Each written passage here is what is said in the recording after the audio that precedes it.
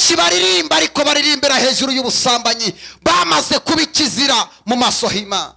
Dufite abavuga butumwa benshi birirwa babwiriza bakabwiriza ibitangaza ariko Imana ntabwo ibazi n'umunsi n'umwe. Dufite abantu bazamuka imisozi bakamanuka imisozi bakirirwa ku ma YouTube bagaragara ngaho basenga ariko ijuru ntibarizi.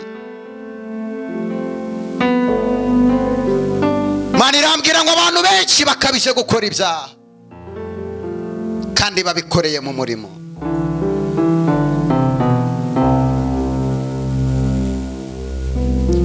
Bagabo bagore muri hano munaniwe n'ingo zanyu, Imana yambwiye ngo nimwihangane niwo musaraba wanyu.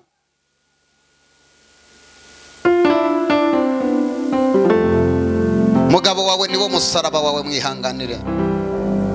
Mugore wawe niwo musaraba, mwihanganire.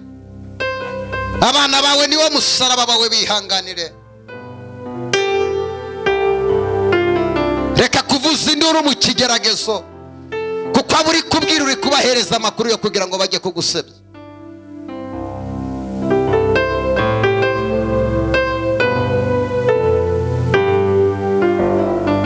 Biteye agahinda.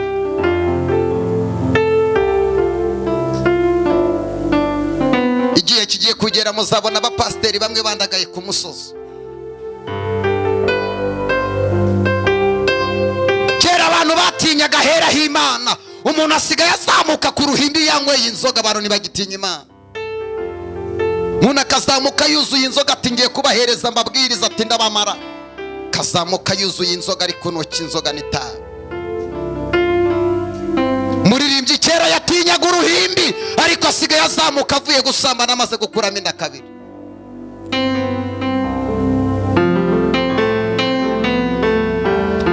Abantu ntibagitinya Imana, bakomeje gukora ibyangwa n'amaso y'Imana.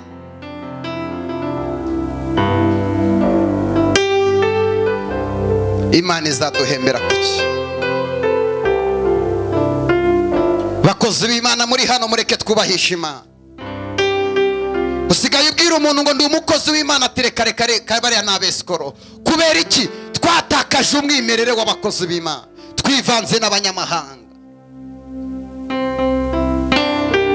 Imbuto zawe ni ikihe kintu kizigaragaza kukorera Imana?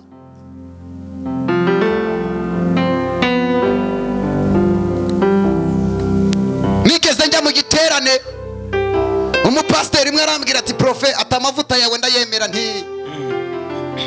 ati ewe ati ntabwo wabona umwuka wo kubwiriza bariya abantu, mbona azanye amacupa 2 ya Primus.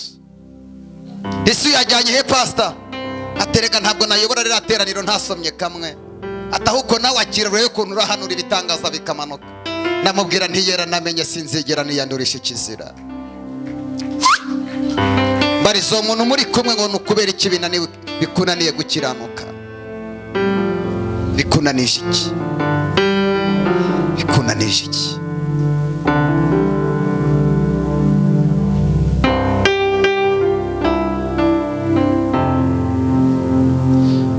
Mfite agahinda k'abantu benshi bari hano bahora bishuza Imana ibyo itabemereye. Mana wanyemereye inzu, wowe uvuye gusambana, umuhanuzi araje ati rema masata yaba ati Uwiteka guhaye visa. Iyo visa izaturuka he n'ubusambanyi bwawe? Rababa Imana iguhaye umugabo, ukuyemo inda 3 ngo Imana iguhaye umugabo.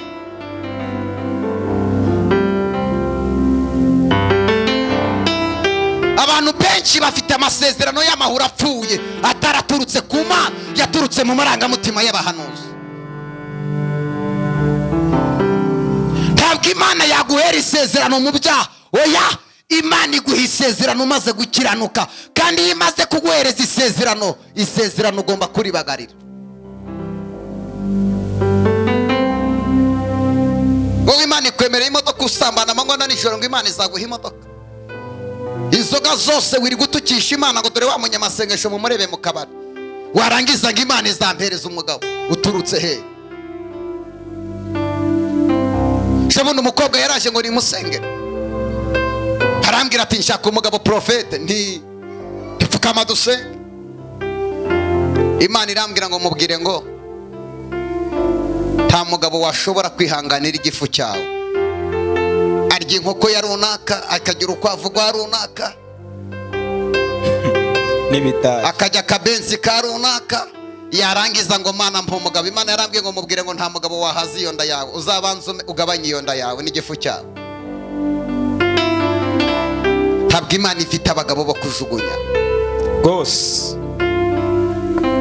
Musore araje aturutse mu kabari ati rero profete nta mugore nabona wo mu kabari, abagore bo mu kabari ndabazi banywa inzoga ntiyazashobora urugo. Utireka ajya gushakira mu nzu y'Imana umugabo, uzahasanga umukobwa nawe uvuye mu kabari warambiwe abagabo bo mu kabari. Niwe izabahuza kuko ntiyaguha umukobwa wayubasha amanywa na nijoro wasenze.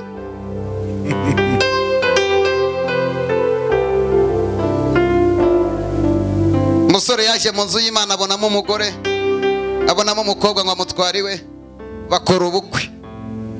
Aravuga ati Imana iranshubije. Ariko yaraje gushaka umugore, ntiyaraje gushaka Imana.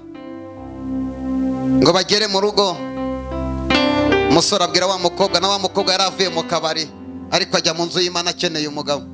Ngo bagere mu rugo, umugabo abwira umukobwa ati Imana yadukoreye ubukwe bwiza. Umukobwa ati nukuri nihabwe icyubahiro.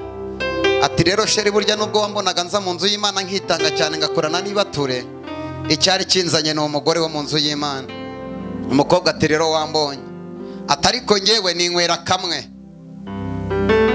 Akura inzoga munsi y'igitanda yari yazishizemo, abona ntimuhagije, atuma umukozi. Aramubwira ati genda unzanire ka mitsingi hariya, amafaranga uragarura ibiceri 300 ubinzanire. Na wa mukobwa aramubwira ati ibyo biceri 300 ntubigarure, unzaniremo intore nanjye ndashaka kunywa. Umusore ati mu izina rya Yesu, n'umukobwa ati mu izina rya Yesu.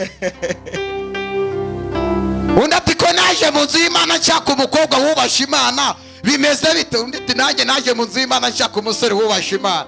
Imana ifata roho bombi irabahuza. Mubwire ngo uriwemo imbere ni nawe Imana izaguhereza.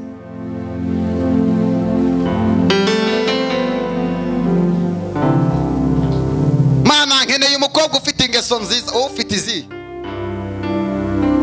Wowe ufite izi? Mana nkeneye umugabo utanywa inzoga, utajya mu kabari, itabi si wowe kurinywa. Imana izaguhereza uwo ukeneye mpaka. Nusenga Imana uyibesha nayo izaguhereza umugisha ikubesha. Nusenga Imana yigize ukuri nayo izemera. Imana itimwemere kuko niwe wansabye. Icyo usaba Imana nikizaguhereza. Bene data, mfite agahinda. Umunsi umwe Imana yarantembereje, ndeba mu gihugu cyo mu ijoro, ndi mwiyerekwa. Murabizi kuri Koruse nta kuntu bigenda iyo duhamagara kuri MTN. Buri muntu wese abahamagara, amafaranga yanjye arayobye, bimeze bite? No mu ijuru nahasanze batayo nyinshi y'abamarayika bahora mu kazi, bahora bumva amasengesho dusenga. Ntabwo bajya bayajonjora, niyo wasenga iripfuye bo barayumva. Ngiye kureba mbona icyiciro cya kabiri n'abamarayika bashinzwe gutanga ibisubizo. Ewana barimo baratanga ibisubizo, ariko hari ikintu kimwe cyanteye ubwoba. Imana yarantembereje injyana mu kazu, nasanze nk'umuntu umwe ari muri gukoramo. Yari marayika ushinzwe kwakira amashimwe. Abandi ba marayika bari benshi, ariko marayika ushinzwe kwakira amashimwe yari umwe. Kandi nawe ngeze muri ako kazu mwitegereje mbona yasinziriye. Marayika wantemberezaga ndamubaza ngo kubera kuriya mugabo asinziriye. Arambwira ngo abantu benshi baheruka basenga, bagaheruka basubizwa. Impamvu ubona asinziriye, abantu bose banze gushima baribagiwe. Reba umuntu mu maso ubwire ngo aho ntiwibagiwe icyo Imana yagukoreye ukaba warayiteye umugongo. Marayika ushinzwe amashimwe yarasinziriye. Imana ikagukura ku iseta, uyibwira ngo Mana ni nabyara umwana nzagushima. warangiza ukagenda ukaba bize hehe no kuzongera gushaka Imana, uribagiwe. Imana ikakurera uri imfubyi udafite so na nyoko, wahamagara muri uyu mujyi ngo bagutabare. Imana yamara kugukuza imaze kukubakira urugo uteranye, warangiza ukibagirwa aho yagukura, uribagiwe. Ikakwigisha uri imfubyi, ikaguha akazi abandi barabuze akazi, ehe no kuzongera gushima Imana.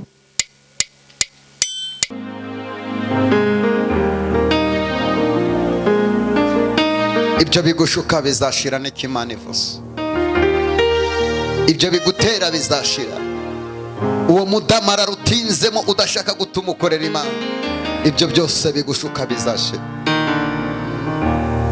Icyaha cyakubasa kikagutandukanya n'Imana, warasambanye, inzoga zarakubase, wagiye mu bapfumu, wakoze byinshi byangwa n'amaso y'Imana, ukaba ushaka kwakira Yesu nk'umwami n'umukiza w'ubugingo bwawe.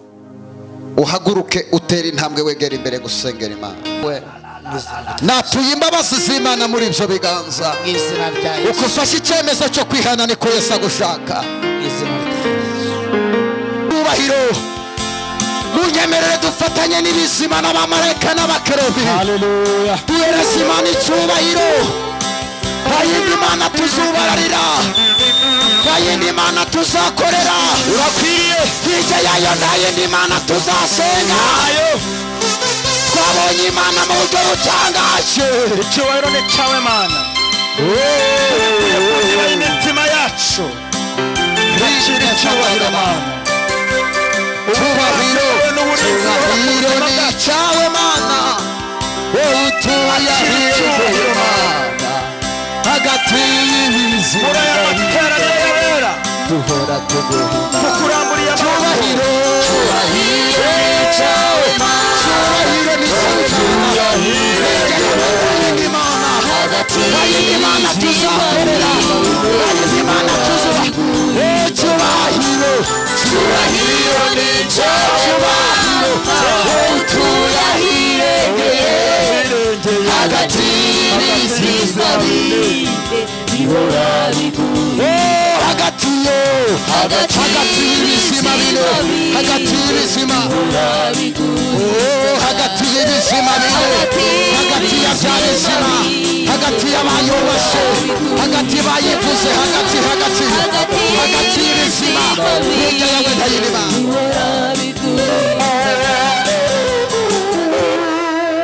Tena haleluya y'ubutsinzi. Haleluya. Icyubahiro ni cyawe Mana. Uri umwami w'amahoro. Hirya y'Imana nta yindi tuzakorera. Haleluya. Uri Mana Hagati y'ibizima bine. no kure.